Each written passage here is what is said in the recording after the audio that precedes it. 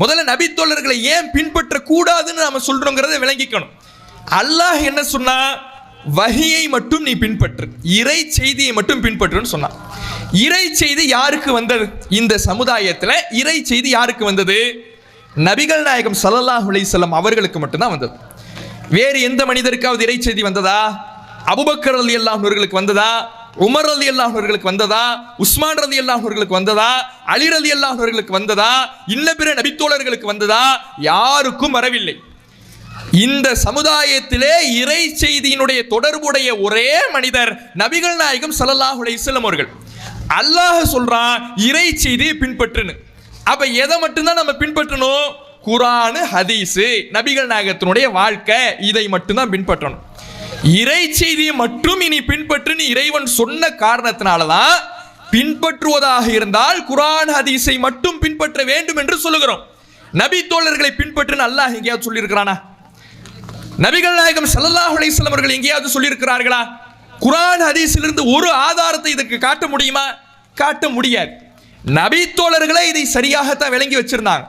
நபி தோழர்களே, ஒரு நபி தோழர் இன்னொரு நபி தோழரை பின்பற்றல. நபி தோழர்களை பின்பற்றுவது மார்க்கம் என்றால் அந்த நபி தோழர்கள் என்ன பண்ணியிருப்பாங்க? நானும் நபி தோழர், நீயும் நபி தோழர், என்ன நீ பின்பற்று, ஒன்ன நான் பின்பற்றுறேன், இப்படி செஞ்சிருக்கணும்ல. அப்படி நபி தோழர்கள் இருந்தார்களா? இல்லை. எந்த அளவுக்குன்னா, அபூ மூஸா ரலியல்லாஹு அன்ஹு அவர்களிடத்துல ஒரு சொத்து பிரச்சனை சம்பந்தமா ஒரு மனிதர் வந்து கேள்வி கேட்கிறார். அவர் ஒரு ஃபத்வாவை கொடுக்கிறார். அவர் ஒரு மார்க்க தீர்ப்பை வழங்குகிறார். என்ன ஃபத்வா அப்படின்னா, கேள்வி என்ன? இறந்த ஒரு மனிதருக்கு சகோதரி இருக்கிறாங்க, இறந்த மனிதருக்கு மகள் இருக்கிறாங்க, இறந்த மனிதருக்கு பேத்தி இருக்கிறாங்க. ஒரு மனுஷன் இறந்துட்டாரு, அவருக்கு வாரிசுதாரர்களாக 3 பேர் இருக்கிறாங்க. உடன் பிறந்த சகோதரி, பேத்தி, மகள். இவங்களுக்கு எப்படி சொத்தை பங்கிட்டு வைத்து கொடுப்பது? அபூ மூஸா ரலியல்லாஹு அன்ஹு அவர்கள் சொல்றாரு, சகோதரிக்கு கொஞ்சம் பங்கும், மகளுக்கு கொஞ்சம் பங்கும். அது சில யூகிதாச்சார அடிப்படையில் சொல்றார். பேத்திக்கு ஒண்ணு இல்லை அப்படின்னு யார் சொல்றா? அபூ மூஸா ரலியல்லாஹு அன்ஹு அவர்கள் சொல்றார். கேள்வி கேட்ட மனிதர் இருக்கிறார்ல, அவர் இப்னு மஸ்ஊத் ரலியல்லாஹு அன்ஹு அவர்கள்ட்ட போறார். இப்னு மஸ்ஊத் ரலியல்லாஹு அன்ஹு அவர்கள்ட்ட போய், நான் அபூ மூஸா ரலியல்லாஹு அன்ஹு அவர்கள்ட்ட ஒரு கேள்வியை கேட்டேன், இந்த கேள்வியை கேட்டேன், அவர் இந்த பதிலை சொன்னாரு, அது கரெக்ட் தானா அப்படின்னு கேட்கிறார். இப்போ இந்த கேள்வி கேட்ட மனிதர் இந்த விஷயத்தை நல்லா கவனிங்க. சஹாபாக்களை மார்க்கம் என்று பின்பற்றுவதாக இருந்தால் இந்த கேள்வி கேட்ட மனிதர் என்ன பண்ணியிருக்கணும்? அபூ மூஸா ரலியல்லாஹு அன்ஹு அவர்கள் நபி தோழர் தானே, அவர் சொன்ன உடனே ஏத்துக்கிட்டு போயிட வேண்டியதானே? இல்லை, இது சரியா? மார்க் அடிப்படையில் இது சரியா? இவர் நபி தோழர் தான், இவர் சொன்னா எல்லாமே சரின்னு கிடையாது, இவர் நபி தோழர் தான், இவர் குர்ஆன் ஹதீஸின் அடிப்படையில் சொன்னாரா என்னன்னு தெரியல, எதுக்கு இப்னு மஸ்ஊத் ரலியல்லாஹு அன்ஹு அவர்கள்ட்டையும் கேட்கலான்னு கேட்கிறார். அபூ மூஸாவை தான் அனுப்பி வைக்கிறார், இப்னு மஸ்ஊத்டையும் கேளுங்க. அப்ப இப்னு மஸ்ஊத் ரலியல்லாஹு அன்ஹு அவர்கள்ட்ட கேட்கும் பொழுது இப்னு மஸ்ஊத் ரலியல்லாஹு அன்ஹு அவர்கள் சொல்லுகிறார், அபூ மூஸா சொன்ன மாதிரியே நானும் இந்த கேள்விக்கு பதிலை சொன்னேன் என்றால் நான் இந்த நேரத்தில் லலல்து, வழிகேடனாக ஆகிவிடுவேன். ஒரு நபி தோழராக அந்த அபூ மூஸா சொல்லிட்டாருங்கிறதுக்காக அதே பதில நானும் சொன்னேன்னா நான் என்னவாயிடுவேன்? வழிகேடனாக ஆயிடுவேங்கிறார். ஏன்? ரசூலுல்லாஹ் இப்படி சொல்லல, நபிகள் நாயகத்தினுடைய ஹதீஸ் இப்படி சொல்லி தரல. குர்ஆனும் ஹதீஸும் தான் மார்க்கமே தவிர அபூ மூஸா மார்க்கம் கிடையாது, நபி தோழர் மார்க்கம் கிடையாது.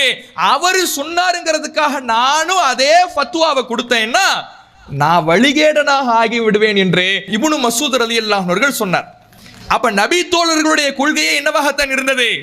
ஒரு நபி தோழர் இன்னொரு நபி தோழரை பின்பற்ற கூடாது, நபி தோழர்களை பின்பற்றுவது மார்க்கம் இல்லை, குர்ஆன் ஹதீஸ் மட்டும்தான் மார்க்கம் என்பதுதான் நபி தோழர்களுடைய கொள்கையாகவே இருந்தது. ஆனா இப்படி பின்னால் வந்தவர்கள், இந்த நவீன சலஃபிகள், அந்த நபி தோழர்களின் பெயரால் நபி தோழர்களையும் நம்ம மார்க்கம் என்று பின்பற்ற வேண்டும் என ஒரு தவறான, மார்க்கத்துக்கு முரணான, இஸ்லாத்தின் அடிப்படைக்கு எதிரான கொள்கையை பிரச்சாரம் செய்கிறார்கள். எப்படின்னா, இந்த சுன்ன ஜமாத்துக்காரங்களை பார்த்தீங்கன்னா, நபிகள் நாயகம் ஸல்லல்லாஹு அலைஹி வஸல்லம் அவர்களின் பெயராலேயே ஷிர்க் செய்வான். ரசூலுல்லாஹ் எதை ஒழிக்க வந்தாங்க? ஷிர்க்கை ஒழிக்க வந்தார்கள். தன்னுடைய இறுதி பேருரையிலே அத்தனை ஷிர்க்கையும் மூட பழக்க வழக்கத்தையும் என்னுடைய காலடியில் போட்டு நான் புதைக்கிறேன் என்று சொன்னார்கள். அப்படி ஷிர்க்கை அல்லாஹ்வுடைய உதவியினால், தன்னுடைய பிரச்சாரத்தினால் ஒழித்த அல்லாஹ்வுடைய தூதரவர்களையே மௌலிது பாடலுங்கிற பேர்ல ரசூலுல்லாவை அல்லாஹ்வுடைய நிலைக்கு உயர்த்தி சிறுக்கு வைப்பான். சுன்னத் ஜமாத்துக்காரர்களை பார்த்தீங்கன்னா மௌலிதுன்னு ஓதுவாங்க. அந்த மௌலிதில் என்ன செய்யறாங்க? எந்த நபிகள் நாயகம் ஸல்லல்லாஹு அலைஹி வஸல்லம் அவர்கள் ஷிர்க்கை ஒழித்தார்களோ அதே நபிகள் நாயகம் ஸல்லல்லாஹு அலைஹி வஸல்லம் அவர்களை அல்லாஹ்வுடைய நிலைக்கு உயர்த்தி ஷிர்க்கு வைப்பான். அதே மாதிரி இந்த நவீன சலஃபிகளை பார்த்தீங்கன்னா எந்த நபித்தோழர்கள் குர்ஆன் ஹதீஸ் மட்டும்தான் மார்க்கம் என்று நடந்தார்களோ அதே நபித்தோழர்களை அவர்களுடைய கருத்து தான் மார்க்கம் என்று பின்னால் வந்து அவர்களின் பெயரால் வழிகேட்டை உருவாக்கி கொண்டு இவர்கள் பிரச்சாரம் செய்து வருகிறார்கள். அப்ப குர்ஆன் ஹதீஸை தாண்டி வேறு எதுவும் மார்க்கமாக முடியாது. இப்படி சொன்னோம்னா என்ன கேட்பாங்க தெரியுமா? அவங்க எவ்வளவு பெரிய அந்தஸ்துல உள்ளவங்க, நபித்தோழர்களுடைய அந்தஸ்து நமக்கு சமமாகுமா? ஆகாதுன்னு தான் நாமளும் சொல்றோம். நபித்தோழர்களுடைய ஈமானுக்கு நம்முடைய ஈமான் சரிக்கு சமமாக ஆகாது. நபித்தோழர்களுடைய அந்தஸ்துக்கு நாமும் சமமாக மாட்டோம். அதனால மார்க்கம் ஏற்றும் அதிகாரம் அவங்களுக்கு வந்துடுமா? நபித்தோழர்களுக்கு வந்து விடுமா? நிச்சயமாக வராது. ஏன்? நபி இப்ராஹிம் அலைஹிஸ்ஸலாம் அவர்கள் அதற்கு ஒரு உதாரணம்.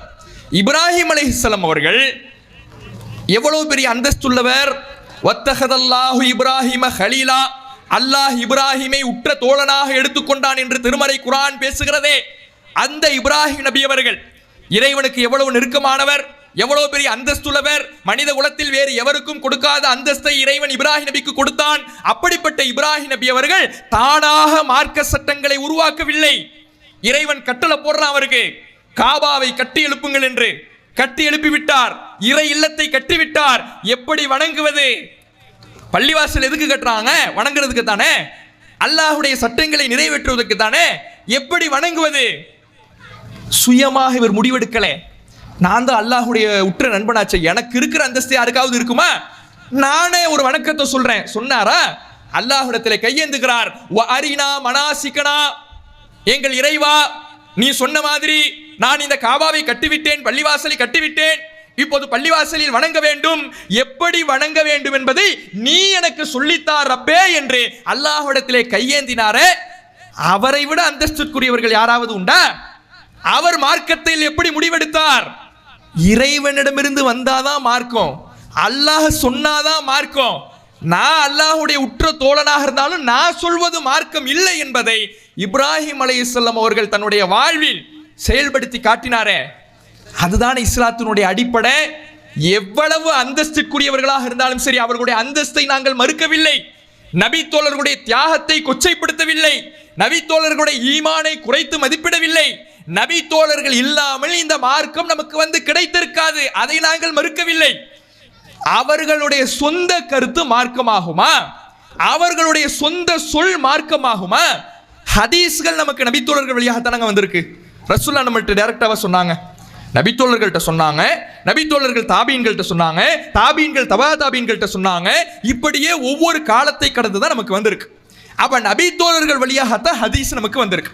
நபித்தோழர்கள் நபிகள் நாயகம் ஸல்லல்லாஹு அலைஹி வஸல்லம் அவர்கள் இவ்வாறு சொன்னார்கள், ஏற்றுக்கொள்கிறோம்.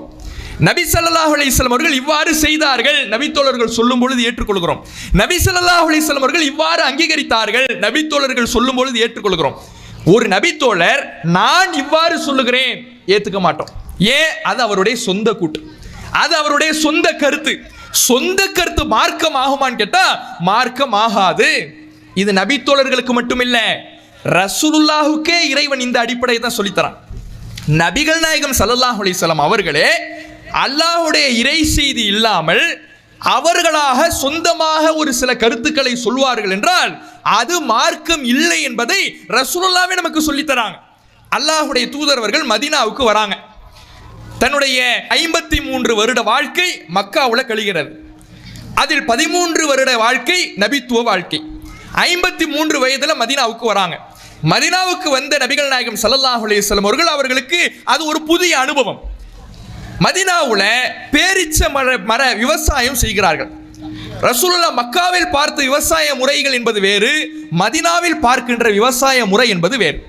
மதீனாவுல அவங்க பார்க்கிற விவசாய முறையில ஆண் பேரித்த மரத்தையும் பெண் பேரித்த மரத்தையும் மகரந்த சேர்க்கையின் மூலமாக சேர்த்து அதிகமான விளைச்சல்களை மதீனாவாசிகள் உருவாக்குகிறார்கள். ரசூலுல்லாஹ் கடந்து போறாங்க. இதை பார்த்த நபிகள் நாயகம் ஸல்லல்லாஹு அலைஹி வஸல்லம் அவர்கள் கடந்து போறாங்க. கடந்து போகும் பொழுது நபித்தோழர்கள்ட்ட சொல்றாங்க, இப்படி ஏன்பா செஞ்சுக்கிட்டு இருக்கிறீங்க? இந்த விவசாய முறையில ஏன் செய்றீங்க? இதை விட்டுற வேண்டியதானே அப்படின்னு சொல்லிட்டு ரசூலுல்லாஹ் கடந்து போயிட்டாங்க. ரசூலுல்லாஹ் சொல்றாங்கன்னா சஹாபாக்கள் என்ன நினைப்பாங்க? இதை ஏன்பா செய்றீங்கன்னு கேட்டா சஹாபாக்கள் என்ன நினைப்பாங்க? மார்க்கத்தில் தடுக்கப்பட்டுடுச்சு போல, இந்த விவசாய முறை ஹராம் போல சஹாபாக்கள் நினைச்சுக்கிறாங்க. நினைச்சுக்கிட்டு அந்த விவசாய முறை கைவிட்டுடவும் செய்கிறாங்க. அந்த வருடம் விவசாயத்தின் மூலமாக, பேரித்தமர விவசாயத்தின் மூலமாக கிடைக்கின்ற மகசூல் குறைஞ்சிடுச்சு. எந்த நபிகள் நாயகம் தடுத்தார்களோ அதே நபிகள் நாயகம் கேட்குறாங்க, ஏன்பா இந்த வருஷம் மகசூல் குறைஞ்சிடுச்சு? சஹாபாக்கள் சொல்கிறாங்க, அல்லாஹுடைய தூதரே, நீங்கள் தானே சொன்னீங்க இப்படி விவசாயம் பண்ண வேணான்னு, இப்படி விவசாயம் பண்ண வேணாம் நீங்கள் தானே சொன்னீங்க, விட்டோம் லாபம் குறைஞ்சிடுச்சு. அப்போ ரசூலுல்லாஹ் ஒரு அடிப்படையை தெளிவுபடுத்துகிறாங்க. நான் சொல்வது என்னுடைய கருத்தாக இருக்கும் என்றால் இன்னமாகுவல்லன், அது என்னுடைய எண்ணம் தான், ஏன் மனசுல தோன்றிய கருத்து தான், அதற்கும் மார்க்கத்துக்கும் எந்த சம்பந்தமும் இல்லை.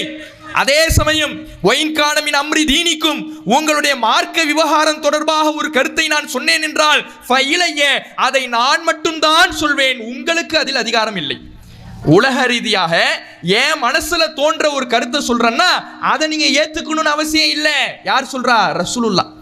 வஹீனுடைய தொடர்பு இல்லாம, குர்ஆன் ஹதீஸினுடைய தொடர்பு இல்லாம நானாக ஒரு கருத்தை சொல்வேன் என்றால் அந்த கருத்து உங்களுக்கு நீங்கள் கட்டாயம் பின்பற்றணும்னு அவசியம் இல்லை. அது ஏன் கருத்து, ஏன் கருத்தை ஏத்துக்கணுங்கிறது உங்களுக்கு எந்த கட்டாயமும் இல்லை.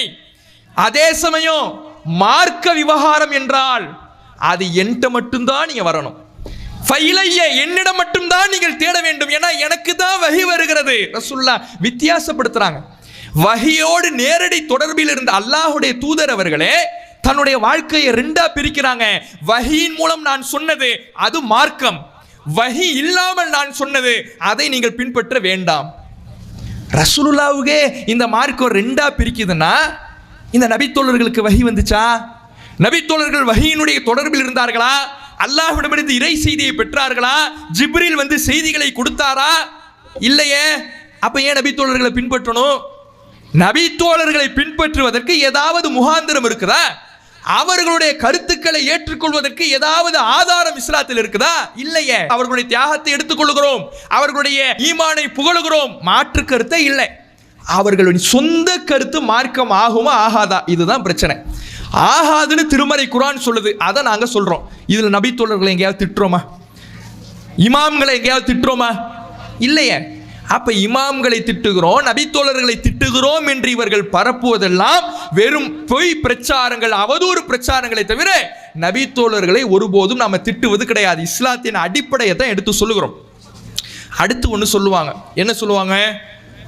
நபித்தோழர்களுக்கு தெரியாதது உனக்கு தெரிஞ்சிடுச்சா அப்படிம்பாங்க. நபித்தோழர்களுக்கு தெரியாதது உனக்கு தெரிஞ்சிடுச்சா?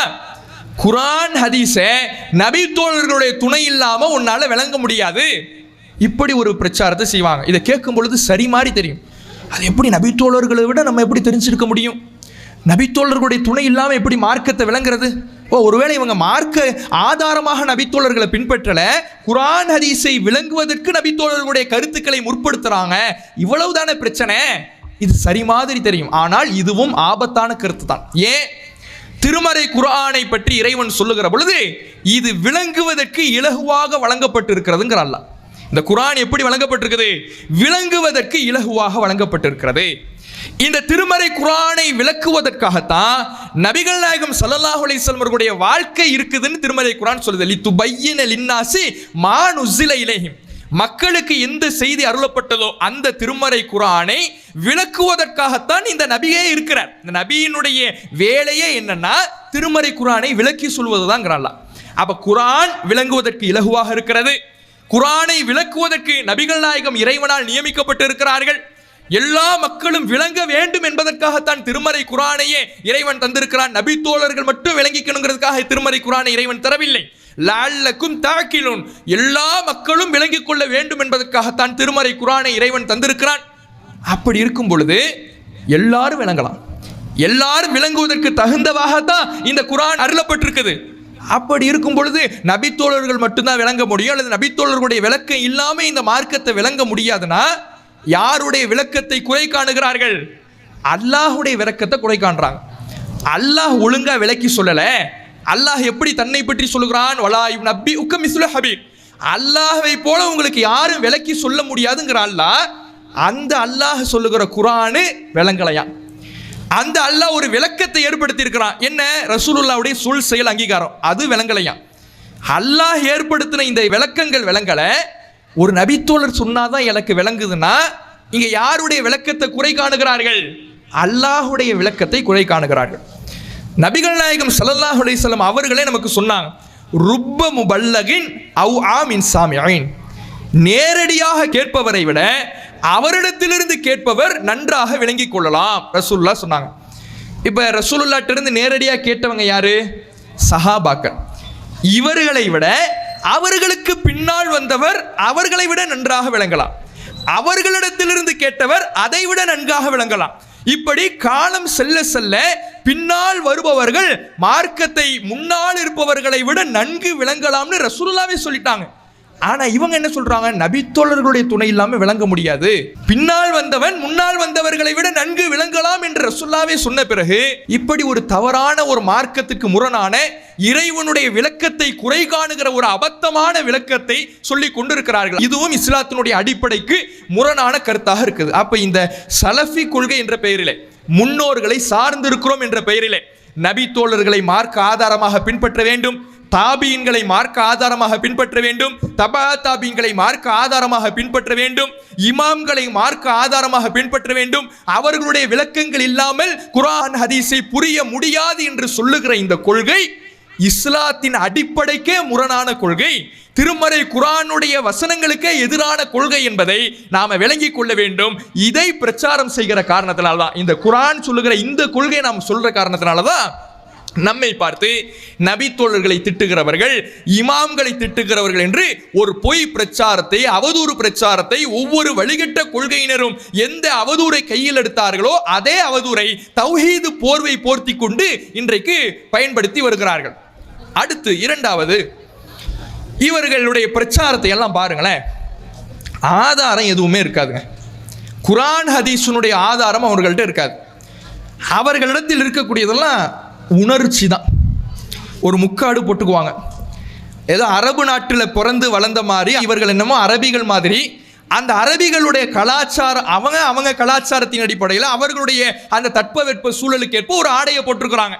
மேலிருந்து கீழ் வர அரபிக்காரனோட ட்ரெஸ்ஸை பார்த்தா தெரியும் இவங்க ஏதோ அரபு நாட்டிலே பிறந்த மாதிரி. அந்த ஆடை ஏதோ நபிகள் நாயகம் காட்டி தந்த சுன்னத்து மாதிரி ஒரு ஆடை அரபுக்காரன் போட்ட ஆடையா போட்டுக்கிட்டு ஒரு முக்காடு போட்டுக்கிட்டு இப்படிதான் அவங்களுடைய பயான் இருக்கும். இதை பார்த்த உடனே மக்கள் ஏமாறுறான், இறையச்சவாதினா இவர் தான் இறையச்சவாதி. நம்ம இது மாதிரி சட்டை பேண்ட்டு போட்டுக்கிட்டு பயான் பண்ணும் பொழுது இவன்லாம் என்ன ட்ரெஸ்ஸே, இவன் நம்மளை மாதிரி தானே ட்ரெஸ் போட்டிருக்கிறான், இவன் சொல்றது எப்படி சரியா இருக்கும், ஜுப்பா போட்டிருக்கிறார்ல, தோப்பு போட்டிருக்கிறார்ல, அரபு ட்ரெஸ் போட்டிருக்கிறார்ல, முக்காடு போட்டிருக்கிறார்ல, தொப்பி போட்டிருக்கிறார்ல, இவரை மாதிரி இறையச்சவாதி யாரும் கிடையாது. அதுலேயும் பேசும் பொழுது 4 சுப்ஹானல்லாஹ், ஒரு 10 அல்ஹம்துலில்லாஹ், ஒரு 10 அல்லாஹ் அக்பர்னு தஸ்பீஹ் செய்கிற மாதிரி அந்த பயானில் சொல்லிட்டோம்னா கன்ஃபார்ம் இவர் தான் நேர்வழின்னு மக்கள் முடிவு பண்ணிடுறான். நபிகள் நாயகம் ஸல்லல்லாஹு அலைஹி வஸல்லம் அவர்கள் இப்படி ஒரு தனி அடையாளத்தை உருவாக்குனாங்க. மக்களோடு மக்களாக இருந்தாங்க, மக்களோடு மக்களாக நபிகள் நாயகம் ஸல்லல்லாஹு அலைஹி வஸல்லம் அவர்கள் தன்னை காட்டிக் கொண்டார்கள். ஆனா இந்த வழிகட்ட நவீன சலஃபிகள் மக்களை விட்டு தங்களை தூரமாக்கி ஏதோ மனித புனிதர்களை போல தங்களை அடையாளப்படுத்தி கொண்டு தங்களை போல இறையச்சவாதிகள் இல்லை என்று காட்டிக்கொண்டு அந்த உணர்ச்சியின் மூலமாக ஆதாரம் ஏதுமின்றி தங்களுடைய கொள்கையை பிரச்சாரம் செய்யறாங்க. இதெல்லாம் மக்கள்கிட்ட எடுபடும் நினைக்கிறாங்க. அது ஒரு சில பேர்கிட்ட ஆதாரங்களை சரியாக புரிந்து கொள்ள முடியாத மக்கள்கிட்ட எடுபடுமே தவிர ஆதாரங்களுக்கு முக்கியத்துவம் கொடுக்கிற எந்த மக்களிடத்தையும் அது எடுபடாது. குர்ஆன் ஹதீஸ் மட்டும்தான் மார்க்கம் என்று பின்பற்றுகிற மக்களிடத்தில் இந்த போலி வேஷங்களுக்கு இடம் இருக்காது. அப்ப இதை நாம கவனிக்கணும். அடுத்து மூன்றாவதாக நம்ம கவனிக்க வேண்டியது, அடுத்து நம்ம மீது இந்த தௌஹீது பிரச்சாரம் செய்யக்கூடிய நம் மீது போலி தௌஹீதுவாதிகளாக தௌஹீது போர்வையை போர்த்தி கொண்டு ஒரு வழிகட்ட கொள்கையை, குர்ஆன் ஹதீஸுக்கு எதிரான கொள்கையை பின்பற்றக்கூடியவர்கள் அவங்க அடுத்து சொல்லக்கூடிய விமர்சனம் என்ன தெரியுமா? ஆதாரம் இல்லைன்ன உடனே வெறும் பொய் பிரச்சாரம் தான் வரும். எப்படி நபித்தோழர்கள் திட்டுகிறார்கள் என்று நம்ம பார்த்து சொன்னாங்களோ, ஒரு பொய் பிரச்சாரத்தை செஞ்சாங்களோ, அதே மாதிரி அடுத்து அவர்கள் செய்யக்கூடிய ஒரு பொய் பிரச்சாரம் என்னன்னா, இவங்க ஹதீஸ்களை எல்லாம் மறுத்துடுறாங்க, ஹதீஸ்களை எல்லாம் மறுத்துட்டு போயிடுறானோ. எவ்வளவு ஹதீஸ் எவ்வளவு முக்கியம் தெரியுமா? அவ்வளவு முக்கியமான ஹதீஸை சர்வ சாதாரணமாக மறுத்துட்டு போயிடுறானோ, இப்படி ஒரு விமர்சனத்தை வைக்கிறாங்க.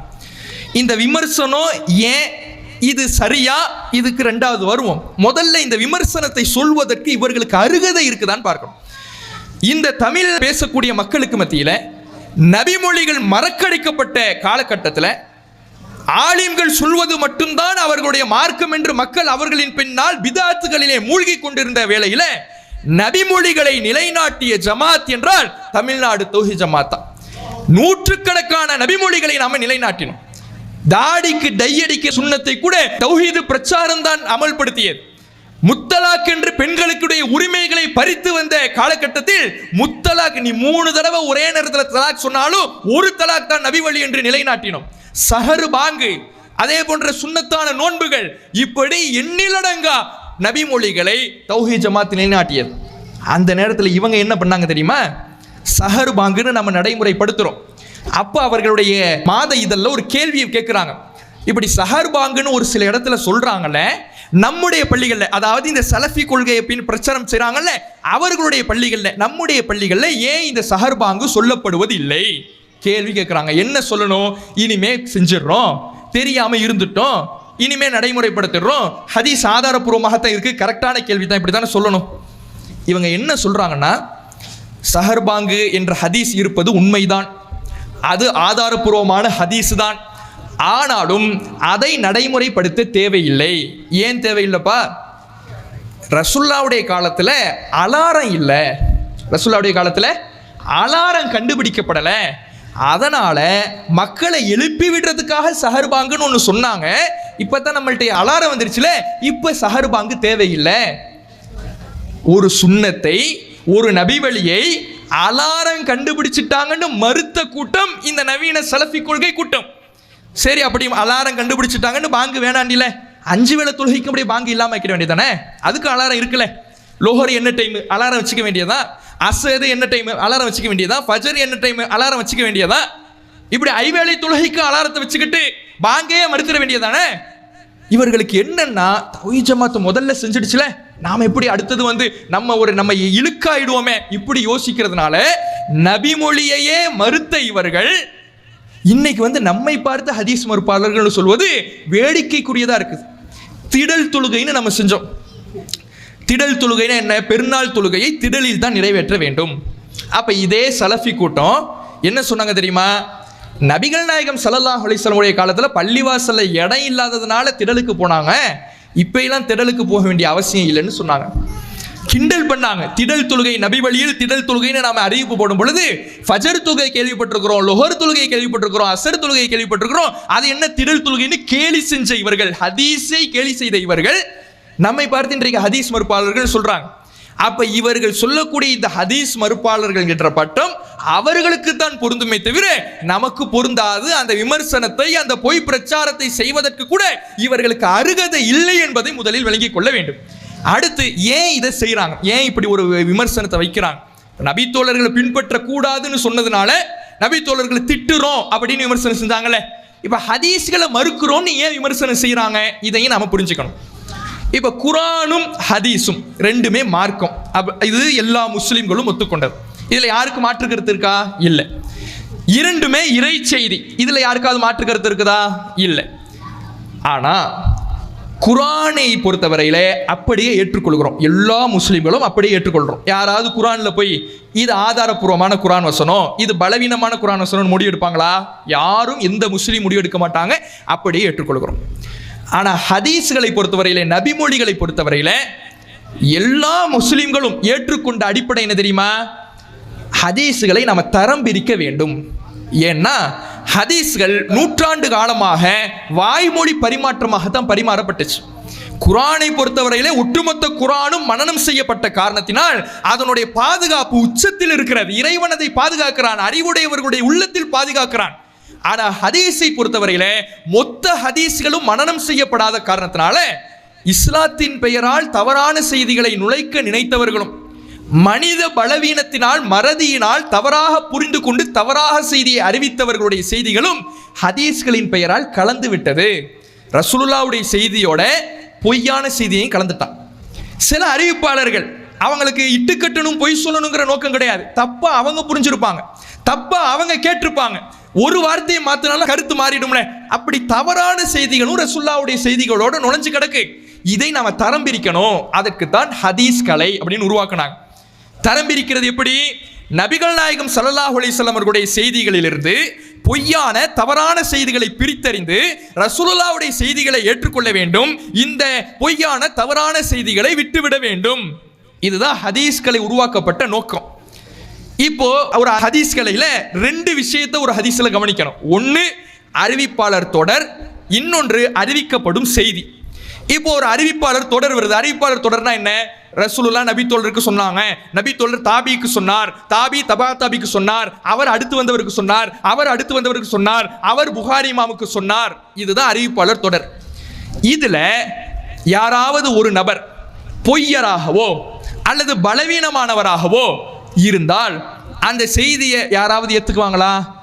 அதைத்தான் என்னன்னு சொல்லுவோம், பலவீனமான செய்தி. இப்போ பலவீனமான செய்தின்னு விட்டுடுறோம்ல.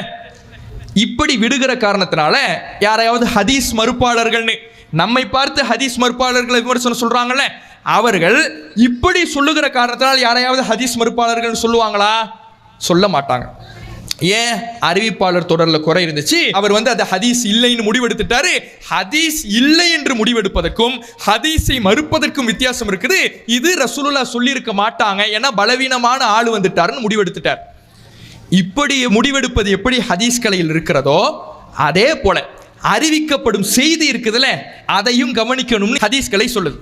இமாம் இப்னுல் ஜௌசி தன்னுடைய மௌதுஆத் என்கின்ற புத்தகத்திலே சொல்லுகிறார், ஹதீஸுடைய ரசூலுல்லாஹ்வின் பெயரால் அறிவிக்கப்பட்ட செய்தியினுடைய அறிவிப்பாளர்கள் எல்லாம் நம்பகமானவர்களாக இருப்பார்கள். எல்லா அறிவிப்பாளர்களும் நம்பகமானவர்களாக இருப்பார்கள். ஆனால் வகத் யகூனுல் ஹதீஸு மௌதுஅன், ஆனால் அந்த அறிவிக்கப்பட்ட செய்தி இருக்குல்ல, அது இட்டுக்கட்டப்பட்டதாக இருக்கும். அறிவிப்பாளர் சரியா இருப்பாங்க, ஆனா செய்தி என்னவா இருக்கும்? பொய்யா இருக்கும். அறிவிப்பாளர்கள் நம்பகமானவர்களாக இருந்தாலும் செய்தி தவறான செய்தியாக இருக்கும் என்று இமாம் இப்னுல் ஜௌசி ஹதீஸ் கலையில் எழுதி வைத்திருக்கிறார். அப்ப இப்படி ஹதீஸ் கலையிலே இருக்கக்கூடிய விதி, எப்படி அறிவிப்பாளர் தொடர்களை பார்த்து அதில் ஒரு பலவீனமான நபர் வந்தால் அந்த செய்தியை நபிகள் நாயகம் சொன்னார்கள் என்று முடிவெடுக்க கூடாதோ, அதே போல அறிவிக்கப்பட்ட செய்தி ரசூலுல்லாஹ் இப்படி சொன்னாங்க, ரசூலுல்லாஹ் இப்படி செய்தார்கள், ரசூலுல்லாஹ் இப்படி அங்கீகரித்தார்கள் நபிகள் நாயகத்தோடு இணைக்கப்படுகிற அந்த செய்தியையும் கவனிக்க வேண்டும். அது பிற திருமறை குர்ஆனுடைய வசனங்களுக்கோ பிற ஹதீஸ்களுக்கோ முரணாக வரும் என்றால் அந்த செய்தியை ரசூலுல்லாஹ்வோடு இணைக்க கூடாது. அதே ஹதீஸ்களை சொல்லித்தருது. அப்ப இந்த ஒரு விதியை, அறிவிக்கப்படும் செய்தியை கவனித்து அந்த செய்தியை ஏற்றுக்கொள்ள கூடாது என்று நாம் சொல்லுகிற காரணத்தினால் நம்மை ஹதீஸ் மறுப்பாளர்கள் என்று சொல்வார்கள் என்றால், இவர்கள் யாரையும் ஹதீஸ் மறுப்பாளர்கள் சொல்லணும்? அறிவிப்பாளர் தொடர்ல பலவீனம் இருந்தா அந்த செய்தி ஏத்துக்காம விடுறாங்களே, அவங்களே ஹதீஸ் மறுப்பாளர்கள் சொல்லணும். அப்படி சொல்லுவாங்களா? சொல்ல மாட்டாங்க. அப்ப இரண்டுமே இரண்டு கண்களை போல, அறிவிப்பாளர் தொடரையும் பார்க்கணும், அறிவிக்கப்படும் செய்தியையும் கவனிக்கணும். ரெண்டும் சரியாக இருந்தாதான் அதை ரசூலுல்லாஹ்வோடு போய் இணைக்கணும். ரெண்டுல ஒன்று சரியில்லைனாலும் அதை ரசூலுல்லாஹ்வோடு போய் இணைக்க கூடாது. அறிவிப்பாளர் தொடர்ல பலவீனமா இருக்குது, அதை ரசூலுல்லாஹ்வோடு போய் இணைக்க கூடாது. அல்லது அறிவிப்பாளர் தொடர் சரியா இருக்குது, கருத்து தப்பா இருக்குது, ரசூலுல்லாஹ்வோடு போய் இணைக்க கூடாதுன்னு சொல்றோம். இதுக்கு உடனே ஹதீஸ் மறுப்பாளர்கள் பார்த்துக்கிட்டீங்களாங்கிற இப்படி சொல்வதாக இருந்தால், முன்பு இவர்கள் யாரையெல்லாம் போற்றுகிறார்களோ இமாம்கள், இவர்கள் யாரை பின்பற்றி வாழுகிறார்களோ அந்த இமாம்களை கூட இவர்கள் ஹதீஸ் மறுப்பாளர்கள் சொல்லணும். ஏன்னா அவர்களும் இதே அடிப்படையை வைத்து இது ஹதீஸ் இல்லை என்று முடிவெடுத்து இருக்கிறார்கள். இப்போ உதாரணத்துக்கு ஒரு சில விஷயத்தை சொல்லுவோம். ரசூலுல்லாஹ்வுடைய பெயரால் ஒரு செய்தி வருதுங்க, அறிவிப்பாளர் தொடர் சரியா இருக்கு, ஆனா அந்த செய்தியை ரசூலுல்லாஹ்வோட இணைக்கிற வகையில இல்லை. நபிகள் நாயகம் ஒரு அந்நிய பெண்ணோடு தனிமையில் இருந்தார்கள், அந்த பெண்மணிக்கு அருகாமையில் படுத்திருந்தார்கள், அந்த பெண்மணி ரசூலுல்லாஹ்வுடைய தலையில் கை வைத்து பேன் பார்த்து விட்டார், இப்படி ஒரு செய்தி வருது. இதை நம்ம உள்ள ஏத்துக்குதா? உலகத்துக்கு ஒழுக்கத்தை போதித்த பையாத்து செய்யும் பொழுது கூட ஒரு பெண்ணின் மீது தன் கையை வைக்காத அல்லாஹ்வுடைய தூதர் ஒரு அந்நிய பெண்ணோடு தனிமையில் இருப்பார்களா? அந்த பெண் பேன் பார்த்து விட அனுமதிப்பார்களா? அனுமதிக்க மாட்டார்கள். இதை ரசூலுல்லாஹ்வோடு இணைக்க முடியாதுன்னு நாம சொல்றோம். அறிவிப்பாளர் தொடர் சரியா இருக்கட்டும், ஆனா அறிவிக்கப்பட்ட செய்தி ரசூலுல்லாஹ்வோடு இணைக்கிற வகையில் இல்லை. இணைக்கிற வகையில் இல்லை என்றால் அதை ரசூலுல்லாஹ்வோடு தொடர்பு படுத்த கூடாது என்பதை நபிகள் நாயகமே நமக்கு சொல்லி தந்திருக்கிறாங்க. ரசூலுல்லாஹ் சொல்றாங்க, இதா சமிஅத்துமுல் ஹதீஸ் அன்னி, என் பெயரால் ஒரு செய்தி நீங்க கேள்விப்படுறீங்க, ஆனால் அந்த செய்தியை நீங்கள் படிக்கிற பொழுது துன்கிர்ஹு குலூபுக்கும், உங்களுடைய உள்ள அதை வெறுக்குது. இதை எப்படி ரசூல்லாவோட இணைக்க முடியும்? ரசூல்லா எப்படி ஒரு அந்நிய பெண்ணோட தனிச்சிருப்பாங்க? உங்க உள்ள வெறுக்குது. வெறுத்தால் நான் அந்த செய்தியை விட்டு வெகு தூரமானவன் என்று ரசூலுல்லாவே சொல்றாங்க. வெகு தூரமானவன் என்ன அர்த்தம்? எனக்கு அந்த செய்திக்கு சம்பந்தம் இல்லப்பா, அது பொய்யுங்கிறாங்க ரசூல்லா.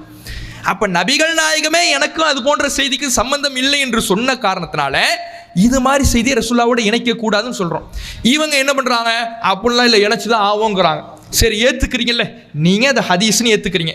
நாங்க அது ஹதீஸ் இல்லப்பா, ரசூல்லாவுடைய பெயரால யாரோ ஏதோ ஒன்னு செய்தியை தவற அறிவிச்சுக்கிறாங்க அல்லது ஏதோ ஒரு பொய் பரப்பப்பட்டிருக்கு, இதை ரசூல்லாவோட இணைக்க முடியாதுங்கிறோம். அதை ஹதீஸ் என்று நாங்க அங்கீகரிக்கல. ஹதீஸ் என்று ஏற்றுக்கொண்டு அதனுடைய கருத்தை மறுத்தாதான் ஹதீஸ் மறுப்பாளர்கள் நீங்க சொல்றதுக்கு நியாயம் இருக்கு. அதை ஹதீஸே இல்லைங்கிறோம். நாங்க அதை ஹதீஸ் ரசூல்லாவோட அதை சம்பந்தப்படுத்த முடியாதுங்கிறோம். ஆனா நீ என்ன பண்ற? சம்பந்தப்படுத்தணுங்கிற. படுத்தணும்னு நீங்க சொல்றீங்கன்னா நீங்க என்ன பண்ணணும்? அந்த செய்தியை நீங்க நடைமுறைப்படுத்தணும். அந்த செய்தியின் படி சட்டம் சொல்லணும். ஏன்னா ரசூல்லாவுடைய வாழ்க்கை சட்டம். ரசூல்லாவுடைய வாழ்க்கை சட்டம்னா அவங்க என்ன சட்டம் சொல்லணும்? அந்நிய பெண்ணோடு தனிமையில் இருக்கலாம், ஒரு அந்நிய பெண் அந்நிய ஆணுக்கு பேன் பார்த்து விடலாம், நெருக்கமாக அமர்ந்திருக்கலாம், சட்டம் சொல்லணும். சொல்றாங்களா? இல்ல அப்படின்னு முழிக்கிறாங்க. ஹதீஸ்னு நீங்க ஏத்துக்கிறீங்களே, நாங்க இது ஹதீஸ் இல்லைங்கிறோம். எந்த அடிப்படையில் இல்லைங்கிறோம்? ரசூலுல்லாஹ் எங்களுக்கு சொல்லி தந்திருக்கிறாங்க. என்ன ஒரு செய்தியோடு சம்பந்தப்படுத்த உன்னுடைய ஈமான் வெறுத்துச்சுன்னா என்னோட சம்பந்தப்படுத்தாதுங்கிறாங்க ரசூலுல்லாஹ். அதனால நாங்க சம்பந்தப்படுத்தல. அது ஹதீஸ் இல்ல, ரசூலுல்லாஹ் சொல்லியிருக்க மாட்டாங்க, ரசூலுல்லாஹ் செஞ்சிருக்க மாட்டாங்கிறோம். நீங்க எப்படி ஒத்துக்கிறீங்க? ரசூலுல்லாஹ் செஞ்சாங்கன்னு ஒத்துக்கிறீங்க. செய்தார்கள் என்று ஒத்துக்கொண்டீர்கள் என்றால் நீங்கள் தான் அதை ஹதீஸ்னு ஏத்துக்கிறீங்க. ஹதீஸ் என்று ஏற்றுக்கொண்டு அதன்படி நீங்க மார்க்க தீர்ப்பு வழங்கலைனா, அதை நீங்கள் செயல் வடிவம் கொடுக்கலைனா, இப்ப ஹதீஸ் மறுப்பாளர்கள் யாரு? நீங்க தானே. அப்ப ஹதீஸ் மறுப்பாளர்களாக அவர்கள் இருந்து கொண்டு நம்மை பார்த்து நபிகள் நாயகம் காட்டி தந்த வழியில் ஹதீஸ்களை சொல்லுகிற வகையில் ரசூலுல்லாவோடு சில செய்திகளை இணைக்க முடியாது என்று சொல்லுகிற காரணத்தினால நம்மை ஹதீஸ் மறுப்பாளர்கள் என்று சொல்லுகிறார்கள். இதுவும் பொய், அவதூறு பிரச்சாரம். அப்ப இந்த நவீன வழிகட்ட சலஃபி கொள்கையை சார்ந்தவர்கள் தௌஹீது என்று சொல்லிக்கொண்டு இது போன்ற ஒரு கொள்கையை பிரச்சாரம் செய்து வருகிறார்கள். முன்னோர்களுடைய கருத்துக்கள் மார்க்கம் என்று பிரச்சாரம் செய்து வருகிறார்கள். இவர்களுடைய அந்த பிரச்சாரத்தில் கவனமாக இருக்கணும். ஏன்னா இது இப்ப தோன்றிய பிரச்சாரம் இல்லை. சுன்னத்துல் ஜமாத்து தர்கா வழிபாட்டிலிருந்து அவர்களுக்கு எதிராக நம்ம பிரச்சாரம் செய்யும் பொழுது அந்த தர்கா வழிபாட்டுக்காரர்களை எதிர்க்கின்ற தேவ்பந்திகள் அப்படிங்கிற ஒரு அமைப்பு, இந்த தப்லீக் ஜமாத்லாம் இருக்கிறாங்கல்ல, அவர்கள்லாம் தேவ்பந்திகள் பாங்க. அவர்கள்லாம் நமக்கு முன்னாடியே தர்காவை எதிர்க்கிறோம் என்று அவங்களாம் இருந்தவங்க தான். ஆனாலும் அவர்களும் தவறான கொள்கையில் இருக்கிறார்கள். ஏன் சொல்றோம்? அவர்கள் முன்னோர்களை மார்க்கமாக ஆதாரமாக ஆக்குனாங்க. அவர்கள் வஹீயின் அடிப்படையில், குர்ஆன் ஹதீஸ் அடிப்படையில் தான் மார்க்கம்னு அவங்க நிக்கல. அவங்க முன்னோர்கள்லாம் மார்க்க ஆதாரமாக ஆக்குறாங்கன்னு தான் அவர்கள் வழிகெட்ட கொள்கையினர். அவர்களிடத்தில் சத்தியம் இல்லை என்று சொன்னோம். யாரும் சொன்னா இன்னைக்கு யாரெல்லாம் தங்களை வழிகெட்ட சலஃபி கொள்கையினர்னு சொல்லிக் கொள்றாங்களோ, தாங்கெல்லாம் சலஃபியாக்கள்னு சொல்லிக்கிறாங்களோ, அவர்களும் அதை தான் சொன்னாங்க. அதனால தான் அவர்களுடைய அமைப்பு பேர் என்னவா இருந்துச்சு? ஜம்மியத்து அஹ்லில் குர்ஆன் வல் ஹதீஸ். குர்ஆன் ஹதீஸை மட்டும் பின்பற்றுகிற கூட்டமைப்புன்னு ஆரம்பத்தில் பேர் வச்சாங்க. ஆனா இப்போ என்ன பண்ணிட்டாங்க? அதே தேவ்பந்திகள், அந்த தப்லீக் ஜமாத்தினுடைய கொள்கை என்னவோ அதே தான் இவங்களுடைய கொள்கை. அவர்கள் எப்படி சத்தியத்தில் இல்லாதவர்கள் என்று நாம் தெளிவாக இருக்கிறோமோ, இவர்கள் தங்களை தௌஹீதுகள் என்று சொல்லிக் கொண்டாலும், தௌஹீதுவாதிகளாக தங்களை அறிமுகப்படுத்திக் கொண்டாலும், இவர்கள் உண்மையில் அந்த தௌஹீது கொள்கையில் இல்லை. இவர்கள் வஹீக்கு எதிரான கொள்கையில் சென்று கொண்டிருக்கிறார்கள். தவறான வழியில் மக்களை வழிநடத்தி கொண்டிருக்கிறார்கள். முன்னோர்களை மார்க்க ஆதாரமாக ஆக்கி கொண்டிருக்கிறார்கள். அவர்கள் சொல்லுகிற கொள்கைக்கு குர்ஆன் ஹதீஸில் இருந்து எந்த ஆதாரமும் இல்லை. அதனால் தான் சில அவதூறு பிரச்சாரங்களை நம்மை நோக்கி செய்து கொண்டிருக்கிறார்கள். அதற்கான பதிலை தான் உங்கள் முன்னால் வைத்திருக்கிறோம். அல்லாஹ் சொல்லுகிறான், வ அன்ன ஹாதா சிராத்தி முஸ்தகீமா, இதுவே என்னுடைய நேரான வழி, அதை ஃபத்தபிஉஹு, அதை மட்டும் நீங்கள் பின்பற்றுங்கள். வஹி எதுவோ அது மட்டும்தான் அல்லாஹ்வுடைய வழி. குர்ஆன் ஹதீஸ் எதுவோ அது மட்டும்தான் அல்லாஹ்வுடைய வழி, அதை மட்டும் நீங்கள் பின்பற்றுங்கள். வலா தத்தபிஉ சுபுல், பல வழிகளை பின்பற்றாதீர்கள். இதுவும் சரிதான், அதுவும் சரிதான், இங்கே இருப்பேன் அங்கே இருப்பேன், இப்படி பின்பற்றாதீர்கள். ஃபதஃபர்ரக பிக்கும் அன் சபீலி, அப்படி நீங்கள் எல்லா சரிதான நீங்க பின்பற்றினீர்கள் என்றால் நீங்கள் அல்லாஹ்வுடைய ஒரு நேர்வழியில் கூட இருக்க முடியாது என்று இறைவன் சொல்லுகிறான். எனவே அல்லாஹ்வுடைய ஒரு வழியான குர்ஆன் ஹதீஸ் மட்டும்தான் மார்க்கம் என்கின்ற சத்தியத்தை நோக்கி வாருங்கள் என்கின்ற அன்பான அழைப்பை கொடுத்து என்னுடைய உரையை நிறைவு செய்கின்றேன். வாஹிரு தாவானா அல்ஹம்துலில்லாஹி ரப்பில் ஆலமீன். அஸ்ஸலாமு அலைக்கும் வரஹ்மத்துல்லாஹி.